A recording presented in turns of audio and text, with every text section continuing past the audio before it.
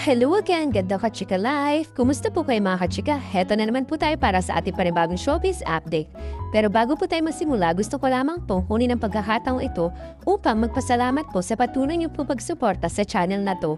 Maraming salamat po. Walang mapagsidlan ang saya ng puso ngayon na influencer na si Miss Bea Bores sa lahat ng suporta na tatanggap nito sa kanyang pagbubuntis. Noong nga pong August 12, 2025, isinapubliko na po ni Miss Bea sa kanyang YouTube vlog na siya ay nagdadalang tao makaraang mag-pregnancy test ng ilang ulit. Pag-amin niya, wala naman siyang planong itago ang kanyang pagbubuntis. Taliwas ito sa mga lumalabas na espekulasyon ng mga netizen. Kung tutuusin nga daw po, masayang-masaya raw si Miss Bea na malaman ito kahit hindi naman niya inaasahan sa edad nga po na 22 ay magiging ina na siya. Sa post niya po sa FB ni Miss Bea noong August 15, inalala niya kung paano hinarap ang katotohanan nang malaman na nagdadalang tao siya. Noong una ay aminado si Miss Bea na nakaramdam siya ng takot, ngunit agad daw itong napalitan ng saya na makita at maramdaman niya ang tulong at suporta ng kanyang mga mahal sa buhay. Saad nga niya po, I just wanna share the importance of having a great supportive support system. This has been a long journey of acceptance because I was facing it alone at first. But there's nothing I want more now that to finally make my baby. Thank you to my family and friends who have been nothing but supportive and accepting. Sa likod nga po na nararamdaman ngayon saya at pag-asa ni Miss Bea, nilinaw niya na hindi dapat inormalize ang pagiging ina sa murang edad. Saad nito, by the way, I just want to make it clear that being a young mom shouldn't be normalized. Payo pa nga niya sa mga kanya nakakababatang kababaihang audience to my younger audience, please always practice be safe. I really got lucky because I have a great support system. May bigat nga po talaga kapila ni Miss Bea sa kanyang young girl audience na maging mag-ingat dahil ayon sa January 16, 2025 report of the Philippine New Agency base sa 2023 data ng Philippine Statistic Authority, nagkaroon nga po ng 6.6% increase ng live birth among young girls age 10 to 14 mula 2019 hanggang 2023. Mula nga po sa bilang na 2,411, lumaki ito sa bilang na 3,343. Ang nakakabahala po, ayon nga po sa Commission of Population and Development Undersecretary Lisa Grace Persades, 38 na batang babae may edad below 15 years old ang nakaranas ng multiple pregnancies so noong 2023, habang 17 naman ang under of age of 20 ang nanganak ng 5 o mas marami pang beses ng taong ding iyon. Kaya nga po nananawagan si Bersalis na ipasa sa Senado ang Adolescent Pregnancy Prevention Bill na sa kasalukuyan daw ay nasa interpellation pa. Kaya dun po sa mga magulang na may mga anak na batang babae, lagi po natin silang papalahanan na hindi magandas na maging ina sa murang edad ng po sa anak. Pwede naman po natin sabihan ng ating mga kaibigan, pamilya, o kakilalang mga bata pa po na pwede naman po natin silang payuhan na hindi nga po maganda na dapat kung pwede nga lang po is matapos muna po nila yung pag-aaral nila bago po sila humantong sa pagiging ina kasi lahat naman po yan is mararanasan nga po ng mga kababahian. Doon naman po sa mga edad na 10 to 15 years old, sana maging aware din po na hindi mo ganun madali ang buhay. Samantala, dumako naman po tayo sa iba nating showbiz update. Tuwang-tuwa nga po ang mga fans at netizen na tambay sa online work na makita nga po nilang niretweet nga po ni Mr. Mateo Guttuccelli ang trending AI photos na magkasama ang misis niya si Miss Sarah Geronimo at Asia Superstars Miss Catherine Bernardo. Kung nakita niyo na nga po yung mga photos, para kasing totoo magkasama si Miss Sarah Geronimo at Miss Catherine Bernardo sa fan-made pictures nila.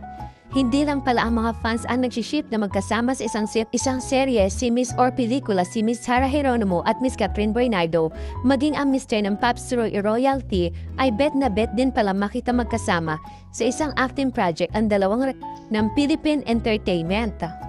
Sabi nga po ni Mr. Mateo, will be awesome to see a movie with both of them. Nasagot niya sa X-post na may caption na I know, God took his sweet time when he created this too. Actually, nagkasama na ang Asia Superstar at Global Popstar Royalty sa TBC na pareho nga po nilang ini-endorse ang hair product. Naging other leading man na rin ni Miss Catherine si Mr. Mateo sa isang blockbuster 2017 Katniel movie na Can't Help Falling in Love kung saan puring-puri ng asawa ni Miss Sarah ang kanyang leading lady. Yun nga po siguro ang dahilan kaya gusto ni Mr. Mateo na ma-experience nga po rin ng misis na makatrabaho itong si Miss Catherine Bernardo. Mukhang casting cop at epek nga po magsasama ang dalawang big star ng kanilang henerasyon sa isang hapong project. Sa totoo lamang po, baday silang gumanap na mag-sister sa movie gaya ng ginawa ni na Miss Sharon Cuneta at Miss Judy Ann Santos. Samantala, trending at viral ang naging pag-inggitan ng miyembro ng Pamilya de Guzman sa kanilang public group chat na Yuma Akos. Pamilya de Guzman ang tawag sa nabuong samahan sa bahay ni Kuya ng mga ex-celebrity housemate na sina Will Ashley, Mika Salamanca, Shobin Prata, Inseri at ang moon nila na si Miss Clarice de Guzman. Habang extended family member naman sina Bren Manalo, nagsimula ang painggitan na magpadala ng picture si Shobi na kasama niya si James Reid na crush ni Mika. Kaya sumunod niyang post sa GC ay tinag niya si Mika, "Hi Fifi, message ni Shobi kay Mika." Nag-reply naman agad itong si Mika, "Yan ba si Mr. Right?" Reply ni Mika. Ang naging reply naman ni Shobi ay isang panibagong photo na tinuturo naman niya si James Reid. Turo kay James, say ni Shobi, reply ni Mika, "Fifi, wag mo masyadong guluhin, nagpo-focus siya sa work." Hirit naman na joke ni Mika, "Ikaw pala ay kinikwento niya kanina, Eme." Natawa naman si Shobi, sabay sabi ko crush ka ng kapatid ko. Sagot naman ni Mika, "Hoy, wag ganon." Nagpahingi naman kay Shobi si Mika ng video greetings ni Mr. James Reid. Pero hindi na to nakasagot pa. Hindi rin nagpahuli ang kanilang Moon Clarice na nagsend ng dalawang picture niya with Mr. Donnie Pangilinan ng TTH, Tall, Dark, and Handsome. Crush nga po ni Miss Shobi. "Hi din sa'yo, Shobi and Prata." Say ni Clarice, "Sabi ko crush ka ng anak ko." "Ha ha ha, but my TDH dyan." Reply ni Shobi, "Ang close nyo naman, Moon." Humirit naman si Mika, "Focus yung BG focus tayo please." Kahit doon nagtapos ang kulitan nila ay tuwang-tuwa naman ang kanilang fans at members ng kanilang public group. Marami nga pong humihirit na netizen na sana magkaroon ng sitcom ang Pamilya de Guzman. Samantala, dumako naman po tayo sa pinakahuli nating showbiz update. Ulitin ko po or itatama ko lamang po mali po yung akala ng iba na tinanggal na po si Miss Vice Ganda bilang endorser ng isang fast food chain dahil naglabasan na nga ang mga video na endorsement ni Miss Heart Evangelista para sa nasabing brand. Patuloy pa rin po ang kontrata ni Miss Vice Ganda para sa nasabing fast food chain. Endorser pa rin po si Miss Vice ng brand na iyon at mukhang ayaw ng patulan ng It's Showtime host ang pag-iintriga sa kanilang dalawa ni Miss Heart. Yes, nabanggit ko na po ito sa last po na topic po natin. At uulitin ko pang muli, nung Saturday nga po ay para nga po sinampan ni Miss Vice ang mga basher dahil nag-greet pa si Miss Vice Ganda sa audience ng It's Showtime at isinama nga ang mga ito ni Eugene Lopez Avenue branch na nasabing fast food chain. Doon ay pinakain nga ito ni Miss Vice Ganda at ng mga nanonood ng mga It's Showtime sa kanilang studio. Sa last update din po natin sa ating channel ay pinakita ko nga rin po yung video na nagpasalamat po si Miss Vice Ganda sa mga fans na pinakain niya sa nasabing fast food chain. At eto pa po ang pinaka-update may bonggang aabangan nga po kay Miss Vice Ganda at sa fast food chain na ini-endorso nito at ayun nga po ang ating aabangan. Yes po, hindi po totoo yung lumalabas na balita na itong si Miss Vice Ganda ay tinanggal po siya doon sa fast food chain niya, ini-endorso po niya. Hindi po totoo yon. Wala pong katotohanan yung gawa-gawa lang po yun ng mga basher ni Miss Vice Ganda. Thank you for watching.